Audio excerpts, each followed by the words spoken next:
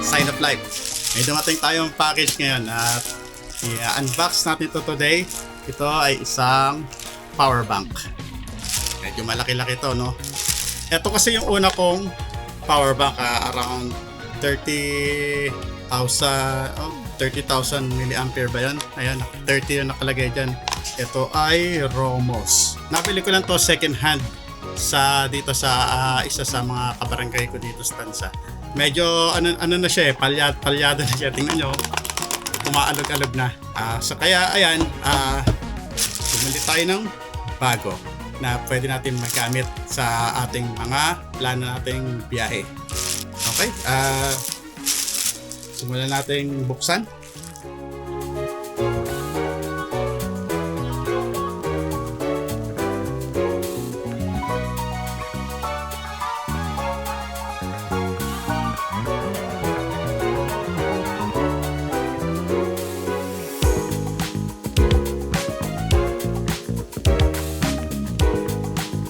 So okay, bago natin tanggalin tong mismong plastic, ito ay, ang brand ito ay Orashare. Ayan, ngayon ko lang din narinig tong brand na to, pero mukhang okay naman daw.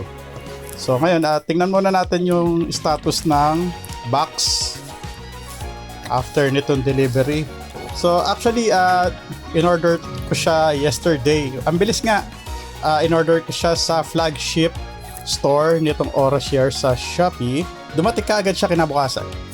So ayan, kudos to the sa seller and sa fast delivery and sa delivery service nitong Flash, pagkakaalala ko. Ayan. So ayun nga lang, about sa packaging ng delivery, isang layer lang ng bubble wrap ang nakalagay sa kanya. So ayan na, mayroong dent na yung box dito sa banda baba.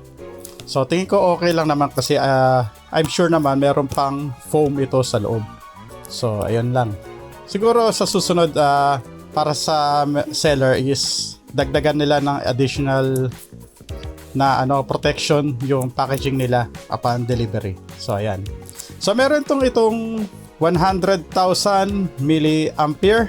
Milliampere ba base dyan? Yung mAh, ayan. Ang model nito is, ayan, meron pala siyang 65 watts na power. So ang model nito ay hindi ito PD65W. Hindi alam ko, hindi yan yung model number niya. Ito ang model number niya is OL100A Pro. So ayan, input type, ayan nakasulat diyan, type C na 5 volts, 3 ampere. 9 volts sa 3 ampere, 12 volts sa 3 ampere, 15 volts sa 3 ampere, hanggang 20 volts sa 3 ampere in 60 watts. Ayan. Yan yung sa input niya. Tapos sa output, ayan, sa type C is 1.5 volts na 3 ampere hanggang 20 volts sa 3.25 ampere na on 65 watts. Ayan. Yan yung output niya. Buksan muna natin. At try natin makita nyo.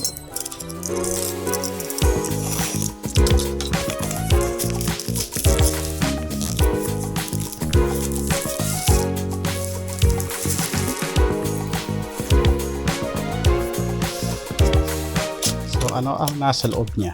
Ayan. Okay, so yun nga. Tama ako, meron siyang styro. May foam pa siya sa loob. Ayan. Protection niya. Bigat siya, ayan. Tumutula sa kamay ko. So ayan, may kasama siyang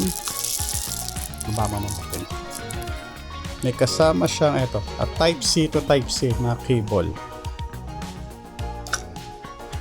At okay, mahaba-haba siya kasi madalas ang mga pasunod lang na kable is may AXC eh.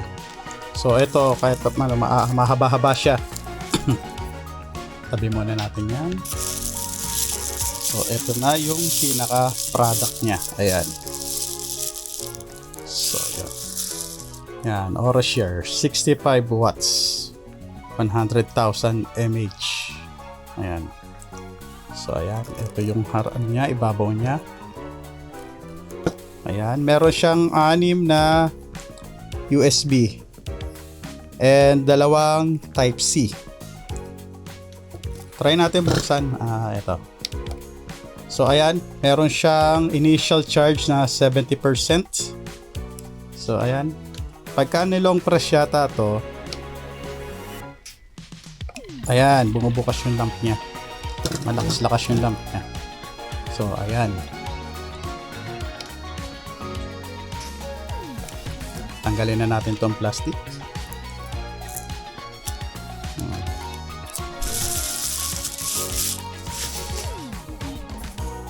So yan. Sa tingin ko, ang bigat nito is around nasa 2.7 kilos. Ayan, ang bigat. Ayan, yung mabigat-bigat siya. Try natin gamitin sa ating cellphone. So eto, gagamitin natin tong yung pasunod na Type-C na cord ng ano. Try natin dito sa unang Type-C. So ayan. Tingnan natin kung support nitong kable yung fast charging. So hindi lumabas yung fast charging sa kanya. Subukan natin dito sa kabila.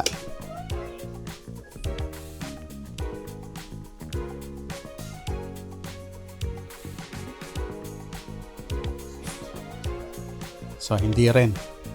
Try nating ibig sabihin tong cabling pasunod ay hindi niya support yung fast charging na feature. So try natin yung sarili nating cable. Kaso ito hindi siya Type-C to Type-C. So ayan, marami siyang variant na sa kabilang dulo. Meron siyang pang Apple, then yung micro USB at saka yung Type-C. So dito natin kabit sa orange, dahil orange yung nandito sa USB natin. So ayan, kabit natin, then tingnan natin kung support yung fast charging niya. So ayan, super charging nakalagay. Ulitin natin, hindi nakita gaano.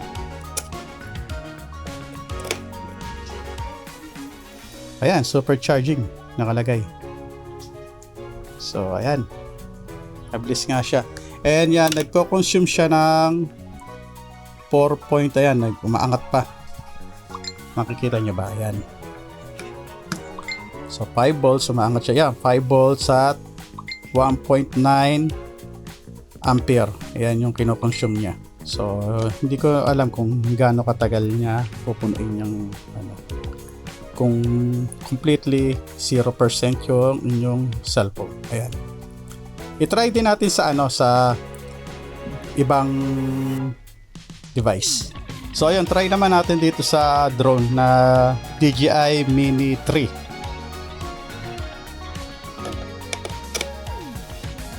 So ayan, charging siya.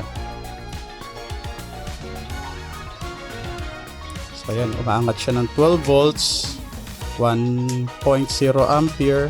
Ayan. Ayan yung kinukonsume niya. Nakikita rito sa monitor niya kung gaano kalaki yung nakukonsume na energy dito sa charge ng power bank. So ayan, ito ang ating Aura Share na 65 watts na 100,000 mAh. Ayan. So yun, siguro maganda naman yung niya, yung plastic. Ayan. Maganda naman yung quality, tapos rubber tong handle. So magagamit natin to sa ating mga biyahe.